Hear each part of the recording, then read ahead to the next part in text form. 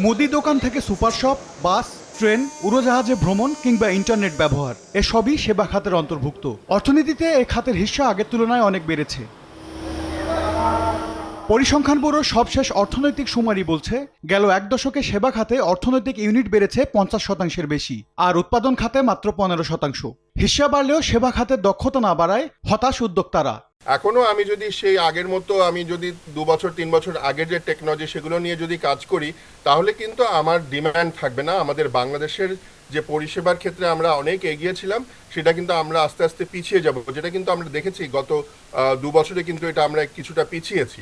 So এটা যাতে না হয়, এজন্য তরুণ সমাজকে আমাদেরকে বিভিন্ন রকমের প্রণোদনা দিয়ে তাদেরকে ইনসেন্টিভাইজ করতে হবে, তাদেরকে উৎসাহ দিতে হবে।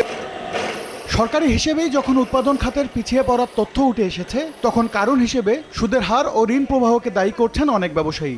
একদিকে যেমন ডলারের দাম বেড়ে গেল হঠাৎ করে, তারপরে এখন আমরা যেটা স্ট্রাগল করছি যে ইন্টারেস্ট রেটের সাথে, সেকেন্ডলি আমাদের জন্য আরও বড় চ্যালেঞ্জ হয়ে দেখা গেছে যে ক্রেডিট ফ্লোর রিডাকশন।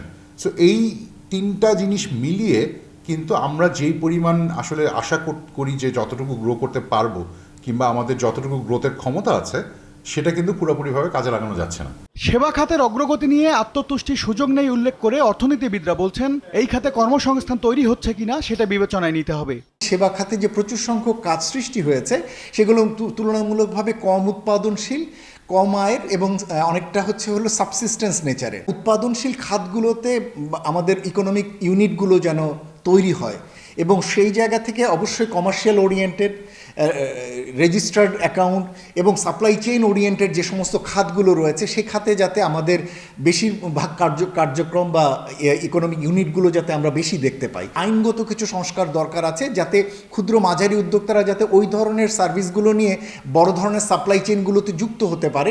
নতুন উদ্যোক্তা তৈরিতে ঋণ প্রাপ্তি সহজ করার উপর জোর দিয়েছেন এই অর্থনীতিবিদ। এগুলো বেশি ডিকটেটেড এবং ডমিনেটেড। এম এস আরিফিন, সময় সংবাদ, ঢাকা।